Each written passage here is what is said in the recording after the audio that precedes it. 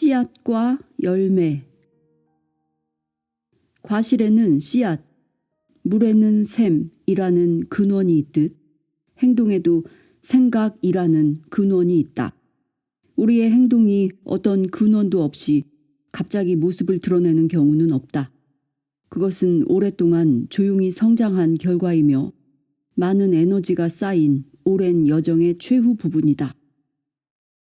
숙성된 과일이나 암석에서 나오는 물은 오랜 기간에 걸쳐서 조용히 진행된 자연의 결과다.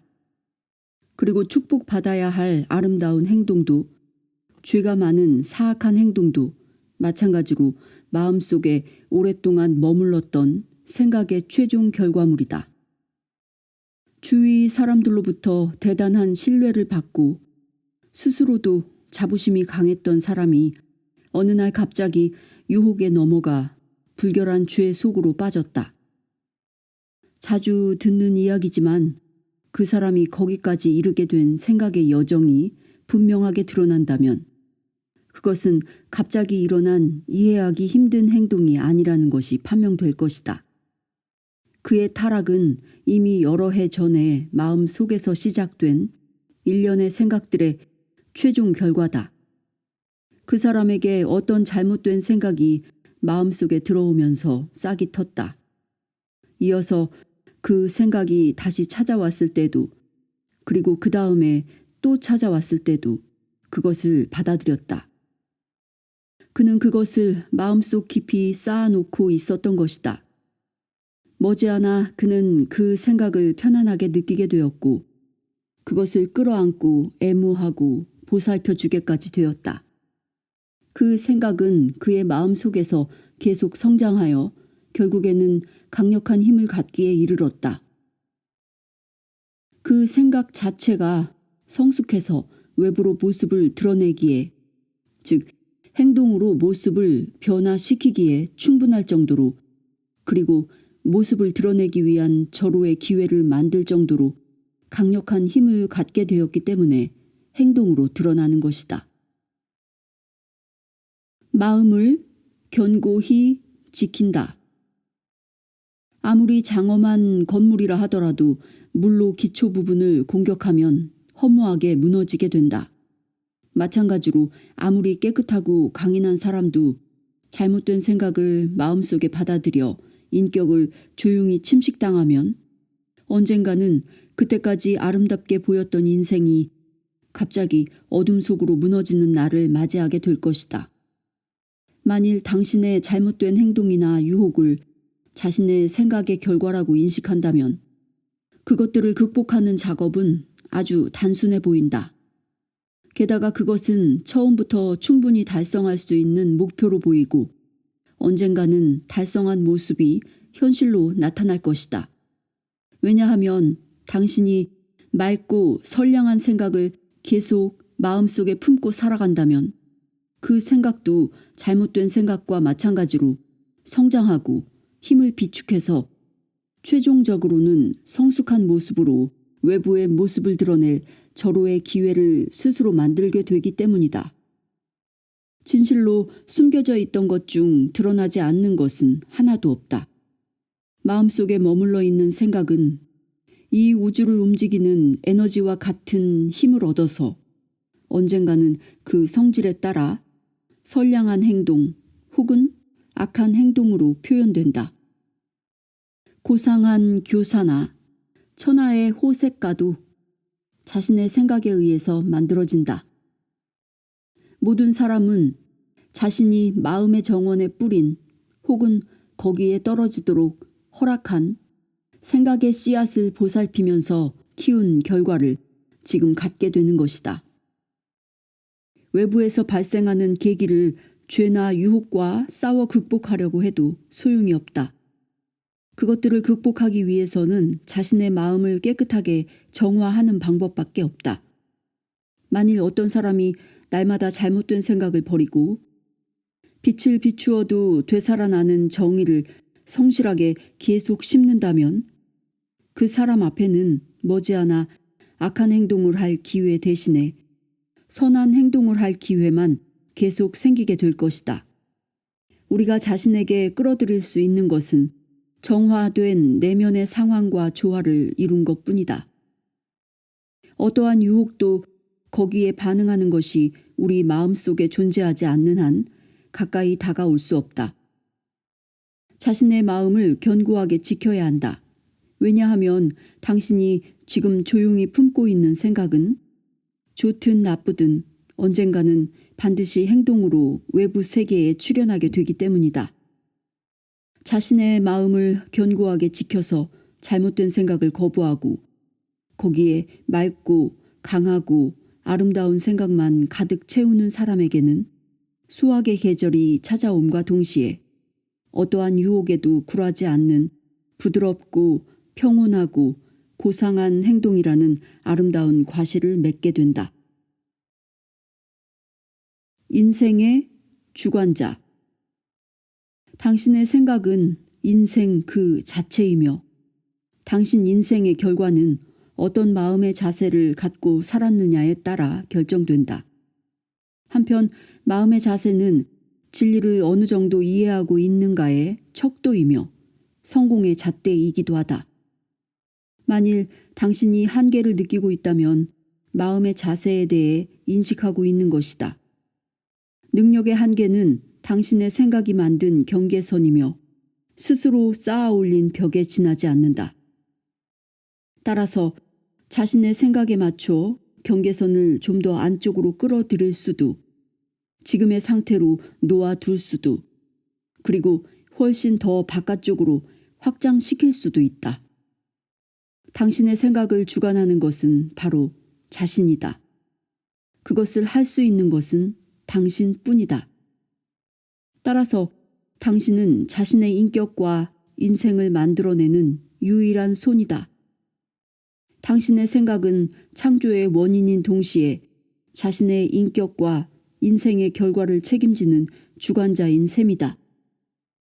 당신의 인생에는 어떠한 우연도 존재하지 않는다.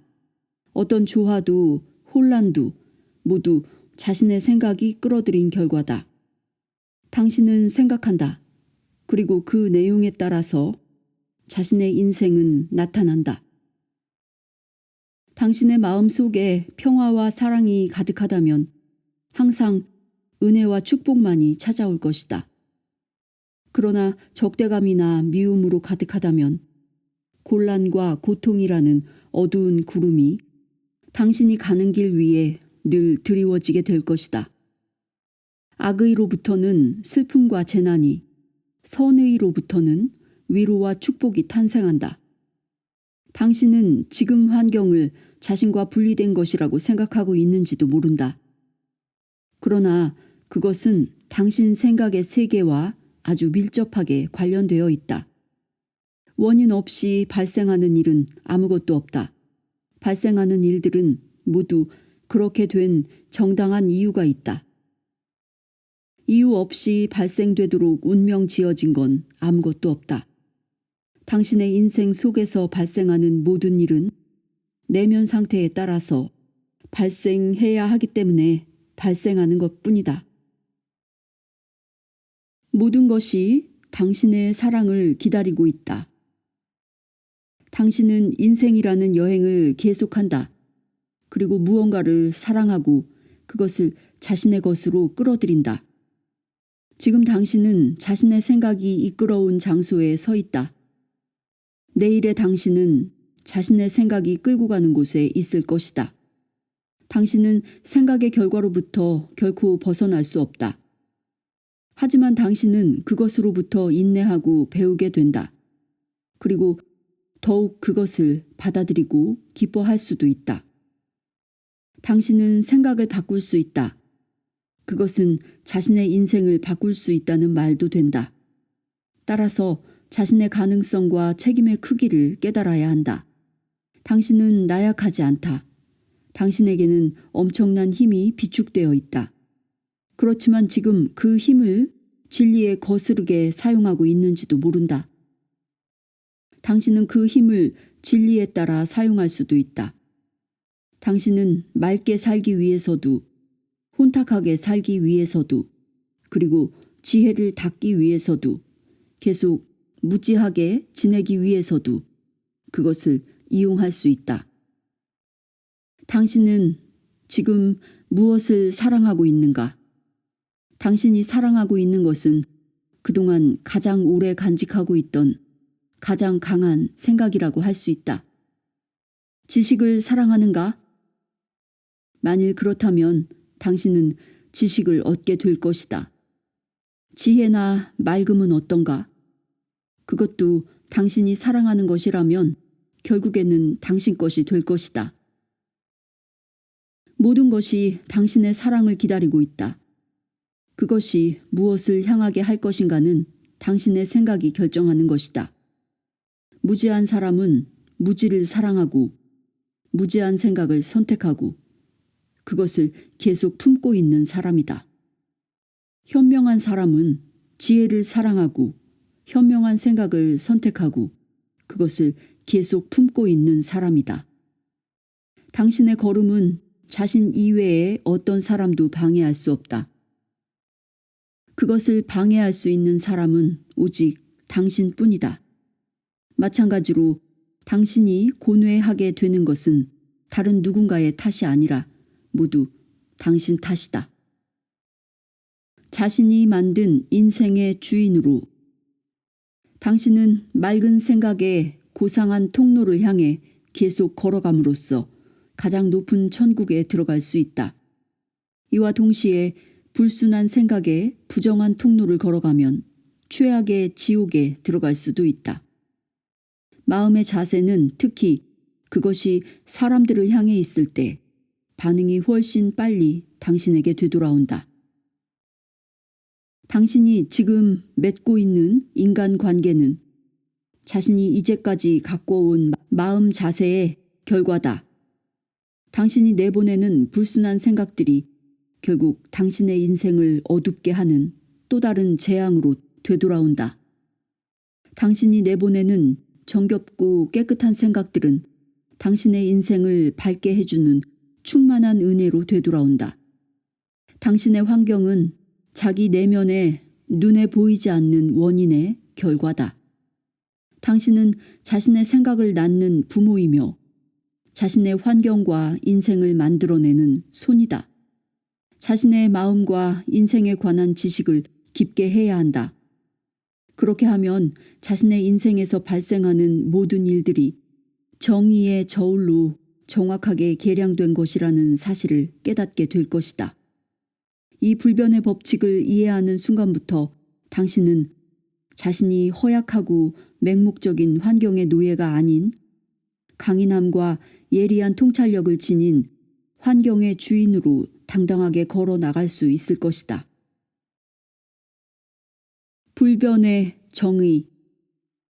이 우주에서 발생하는 모든 혼란과 파괴와 변화의 배후에 인생의 고통과 불안과 초조의 배후에 그리고 영원한 질서와 조화의 배후에는 움직이지 않는 법칙의 정의가 존재하고 있다.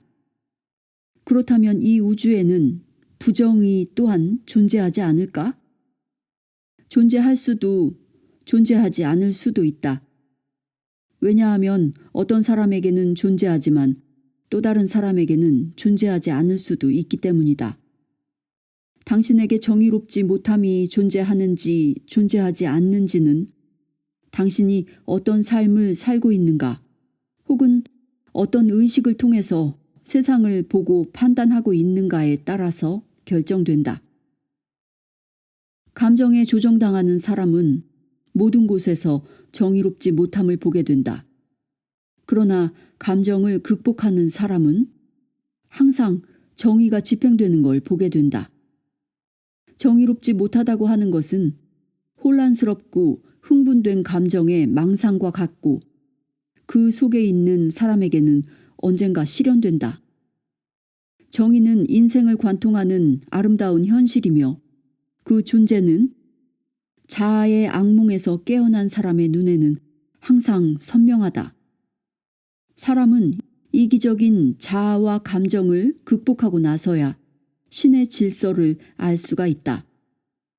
불변의 정의는 마음속의 부정한 요소가 만물을 끌어안는 사랑의 순수한 불꽃으로 다 타버릴 때까지는 결코 이해되지 않는다. 나는 무시당해 왔다.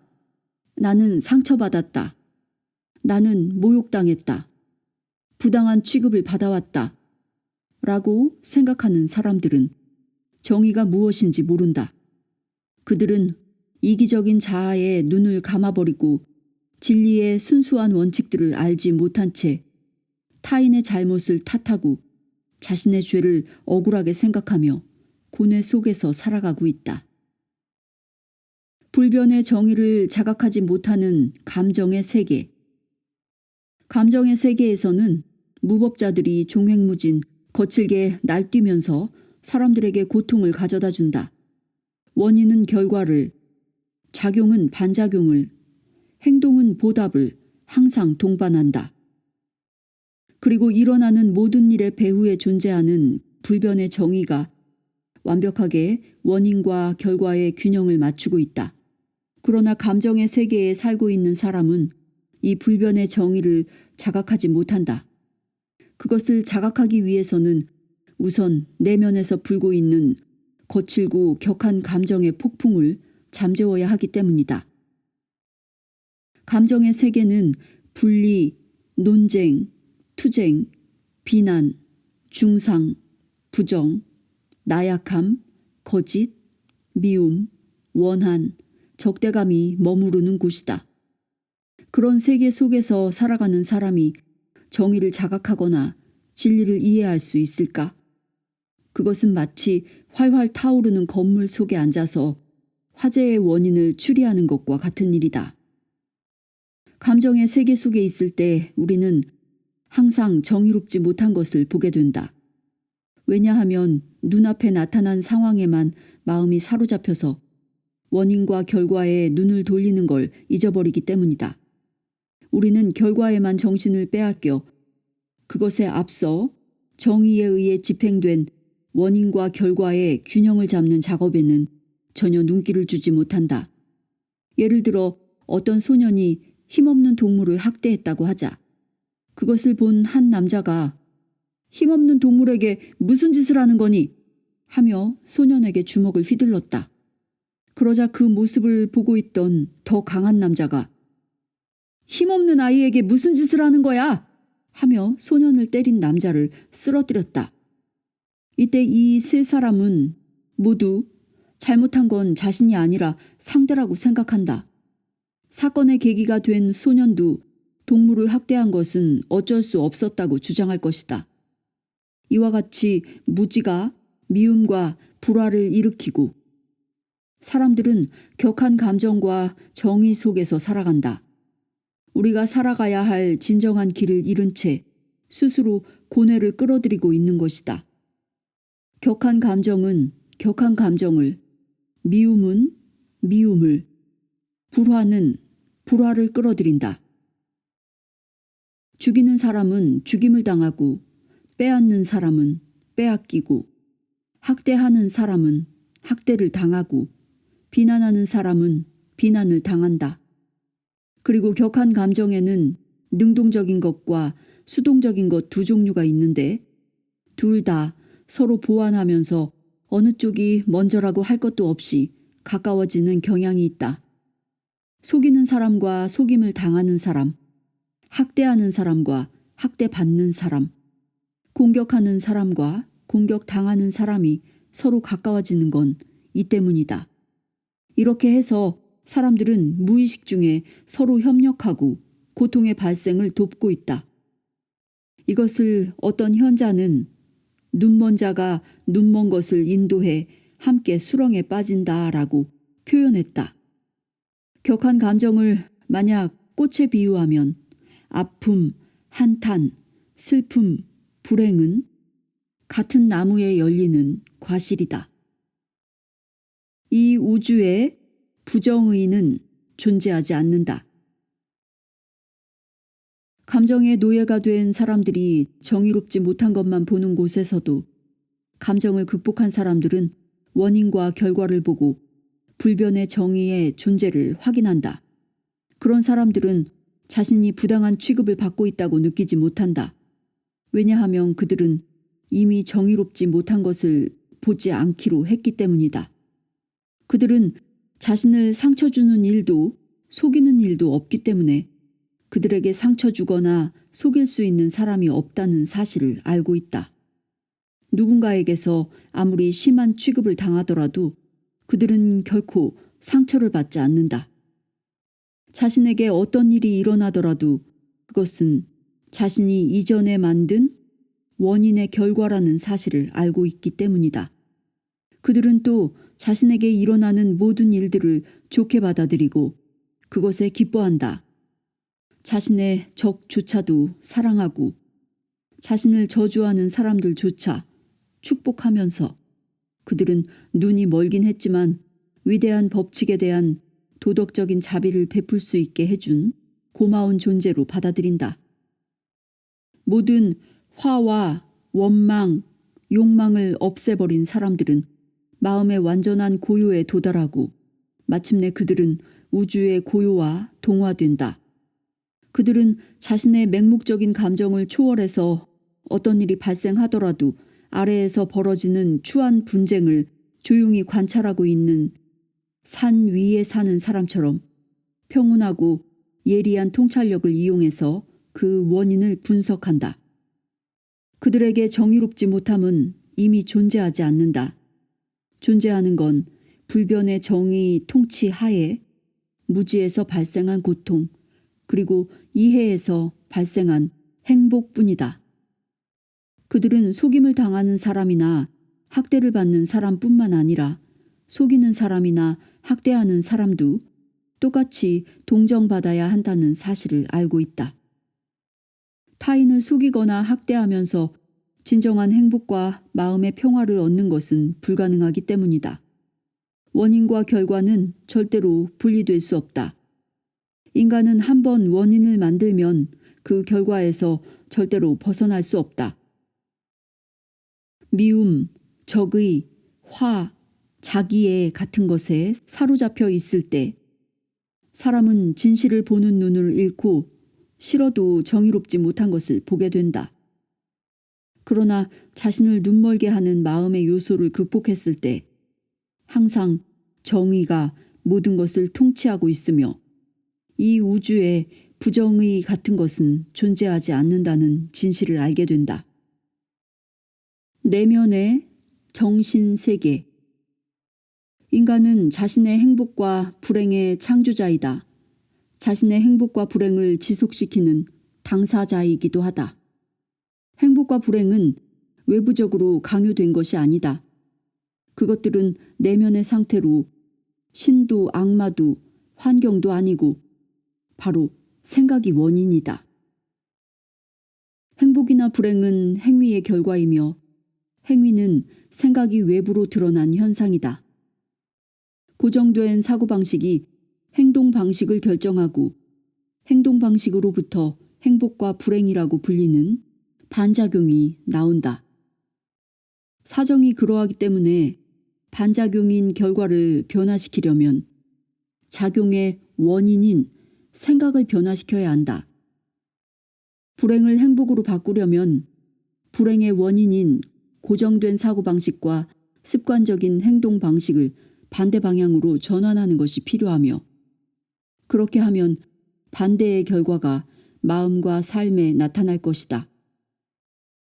인간은 이기적으로 생각하고 행동하면서 동시에 행복할 수 있는 힘은 갖고 있지 않다. 또한 인간은 이타적으로 생각하고 행동하면서 불행할 수는 없다. 원인이 있는 곳은 어디든지 결과가 나타나기 마련이다. 인간은 결과를 폐기할 수는 없지만 원인을 바꿀 수는 있다. 인간은 자신의 본성을 정화할 수 있고 자신의 성격을 고칠 수 있다.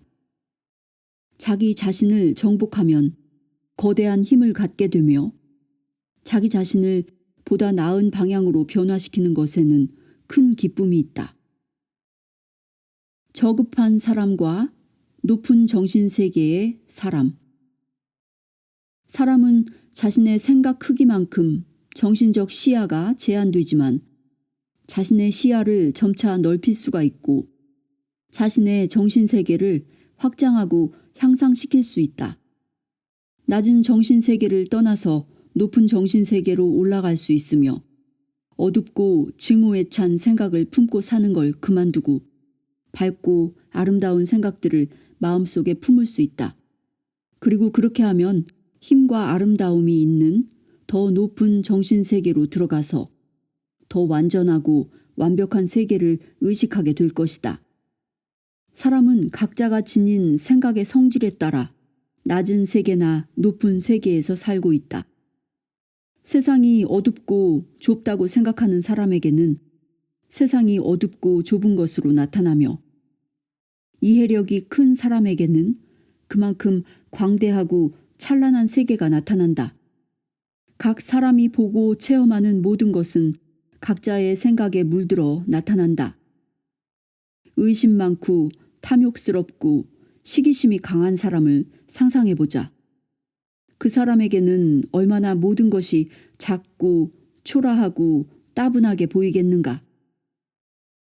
자기 안에 위대함이 전혀 없으니 그는 어디에서도 위대한 걸 보지 못한다. 자기 자신이 저급하기 때문에 그는 어떤 존재에게서도 고귀함을 볼 수 없다. 그런 사람은 신도 뇌물을 써서 달랠 수 있는 탐욕스러운 존재인 것으로 생각하며 다른 모든 사람들도 자기처럼 작고 이기적인 마음을 가진 것으로 판단한다. 그래서 그는 다른 사람이 이타적인 동기에서 가장 숭고한 행위를 하더라도 그것이 비열하고 천한 동기에서 나온 것으로 본다. 의심하지 않으며 관대하고 도량이 큰 사람을 상상해보자. 그가 보는 세계는 얼마나 놀랍고 아름답겠는가.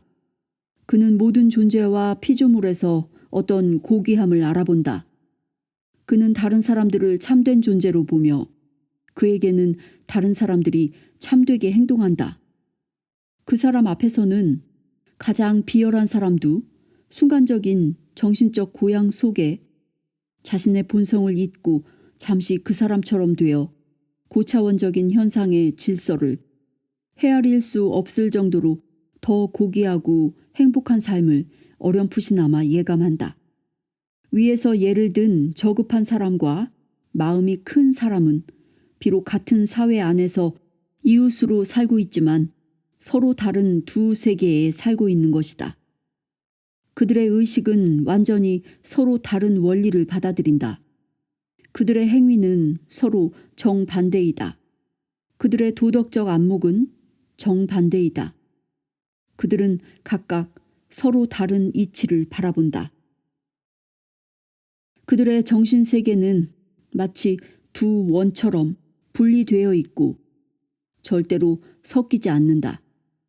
한쪽은 지옥에 있고 다른 한쪽은 천국에 있으며 실로 언제나 그렇게 분리되어 있을 것이고 이 둘 사이에 이미 존재하는 간격은 죽음 이후에 더 넓어지는 것도 아니다. 비열한 사람에게는 세상이 도둑들의 소굴로 보인다.